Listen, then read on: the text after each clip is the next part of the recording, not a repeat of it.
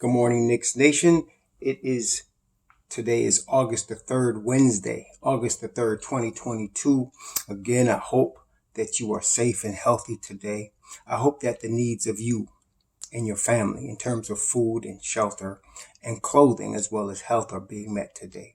Blessings upon those that work in the healthcare field and the first responders who are out here on a daily basis, risking their lives oftentimes to save lives. And those who pick up garbage for us to keep streets and sidewalks and parks and highways clean.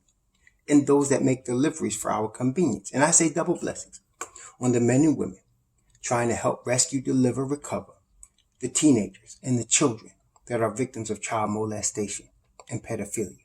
The victims also of prostitution and child prostitution, of pornography and child pornography. The victims of human trafficking and sex slavery. And I say double curses upon those perpetrators, those perverts, and those profiteers who traffic in this disgusting human misery. Finally, blessings upon the homeless. Nearly 600,000 men, women, and children on the streets of the United States with no roof over their head, and millions of human beings around the world in similar or worse conditions, and blessings upon them, for theirs is the kingdom. Today I want to talk about the importance that most people don't understand or don't recognize, in my view, the importance of the decision of LeBron James on Julius Randle. Many people don't put that together yet. But what LeBron James decides is going to affect Julius Randle's status with the New York Knicks, and let me explain why. LeBron this year is 38 years old. Now, he's in tremendous shape. He is getting more nicked up now, as he gets older than he used to. And it's affecting him in terms of the games played, but he's still, even at age 38, better than probably 80% of players in the NBA. Easily, I could say that. And so his championship window is closing. He's competitive like all athletes. Right now, it's very unlikely that he gets, to match more than 5 NBA championships. Okay, he wants to catch Jordan. Jordan has 6. He needs 2 more. But he could catch Kobe and beat Shaq and end up with 5 rings. Every year that he plays is another year closer to when he can't play anymore. Time is undefeated. So right now is the window for the Lakers to try to win a chip. LeBron, as it has been reported, has been pushing for the Lakers to move Russell Westbrook because he's not fitting in the championship window for them, and replace him with Kyrie Irving. Recently, Sean Marks has said he's not moving Kyrie Irving just because Kyrie Irving asked for it. Kyrie Irving is under contract with the Brooklyn Nets. So is Kevin Durant. And if they don't get what they want for them, they're keeping them and moving forward, and they should, because they'll add Ben Simmons this coming season and they'll be in the championship conversation. So he's not getting, LeBron that is not getting Kyrie Irving, but he wants to win. The plan B was Julius Randle. It still is Julius Randle.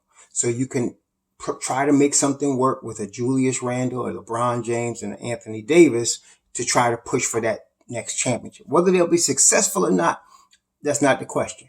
LeBron is trying to win a chip.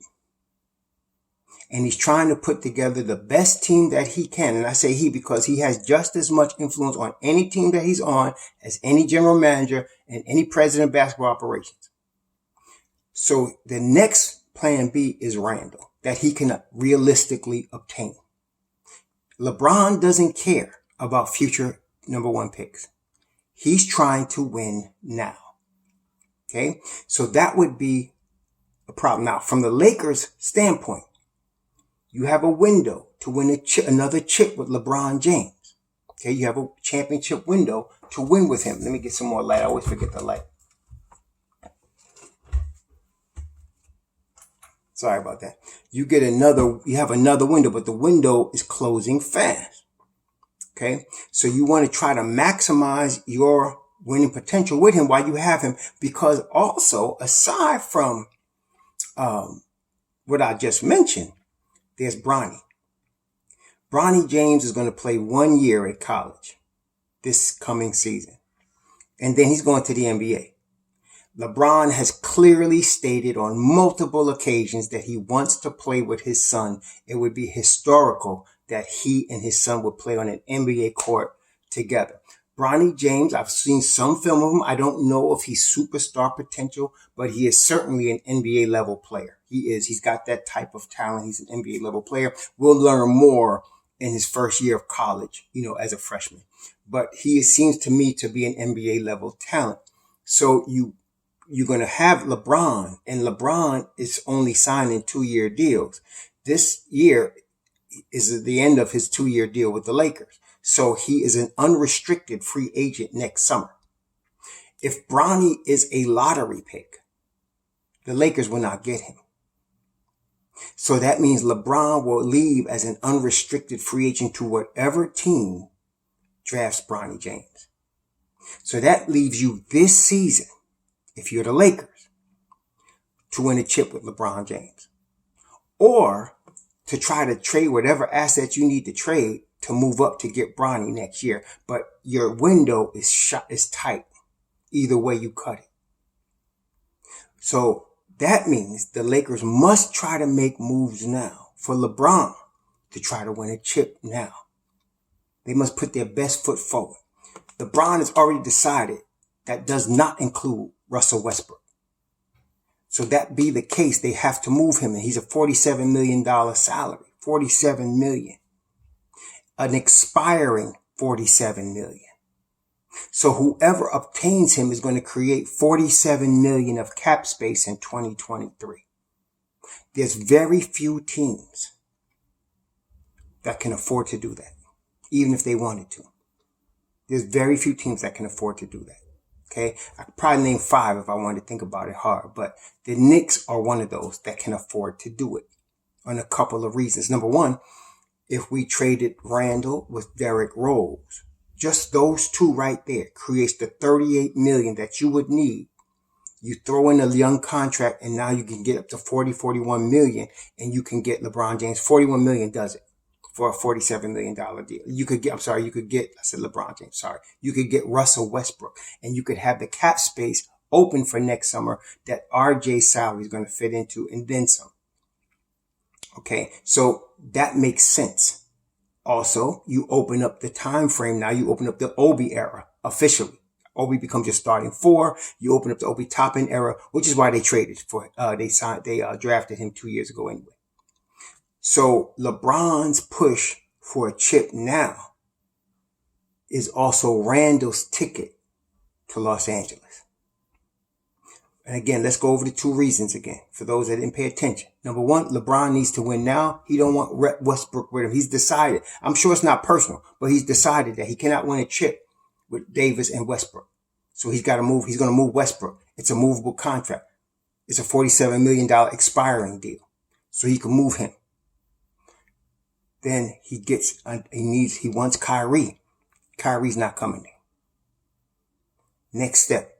Julius Randle. There's a lot of better players in the NBA than Julius Randle, but only one player is available that can help you win a chip this year.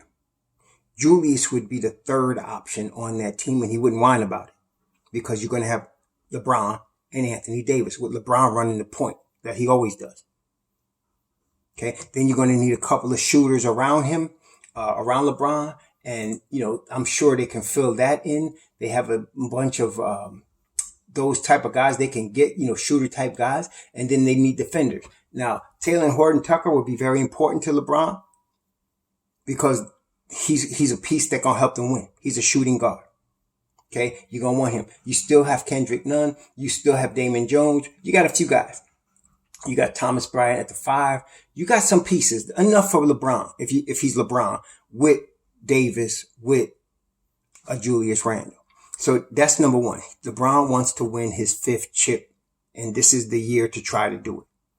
Number 2, he's probably leaving next year. If the Lakers do not obtain Bronny James and some team that's top 10 in the lottery gets Bronny James, LeBron's coming there as an unrestricted free agent. And I don't think the money doesn't even matter. He might even sign a vet minimum. He just wants to come there. And whatever team gets Bronny and LeBron is going to sell big tickets. They're going to make a lot of money. Just the marketing.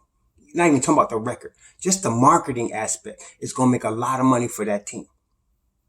Just them two. That's historical. Okay. So that being the case, to me, that's how Julius Randle is tied to the Lakers. Now, it has come out already from Begley, again, Mark Stein reported, Shams also, that the Knicks are interested in trading Randle to the Lakers if they obtain Donovan Mitchell. That's 50-50 right now. So let's put it all together based on facts that we know. LeBron wants to win the chip this year. He's not getting Kyrie Irving. Randle is his plan B. LeBron going to play next year wherever Bronny James gets drafted.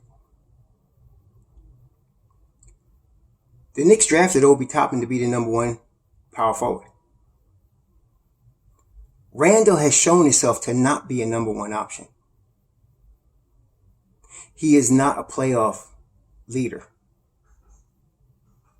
But as a 2-3 option, pretty darn good. Okay? These are facts.